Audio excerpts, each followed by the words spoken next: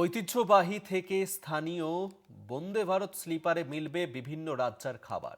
বৈচিত্র্যের মধ্যে ঐক্যের নিদর্শন। বন্দে ভারত স্লিপার ট্রেনে নিজেদের পছন্দের আঞ্চলিক খাবারের স্বাদ গ্রহণ করতে পারবেন যাত্রীরা।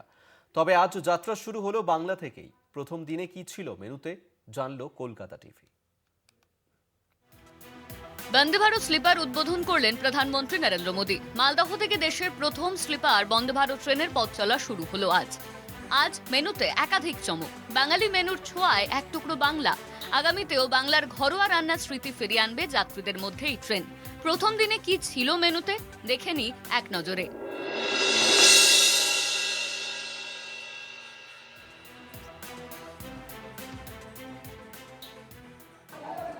বন্দে ভারত স্লিপার যেটি মালদা থেকে পৌঁছাবে কামাখ্যা পর্যন্ত। আর এই মালদা থেকে ছাড়া বন্দে ভারতের মেনুতে থাকছে বাঙালি খাবার, যেখানে পোলাও, ছানার কোপ্তা, রসগোল্লা এবং মিষ্টি দইয়ের সঙ্গে সঙ্গে একাধিক বাঙালি আইটেম থাকছে খাবারের মেনুতে।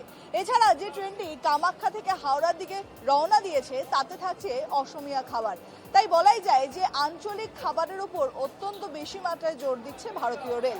যাত্রীদের পছন্দ এবং তাদের চাহিদা অনুযায়ী খাবার মিলবে এই বন্দে ভারতে, যেখানে 3 দিন ধরে যে পরিষেবা মিলবে তাতে করে এক এক দিন এক এক রকম মেনু রাখার সিদ্ধান্ত নিয়েছে আইআরসিটিসি।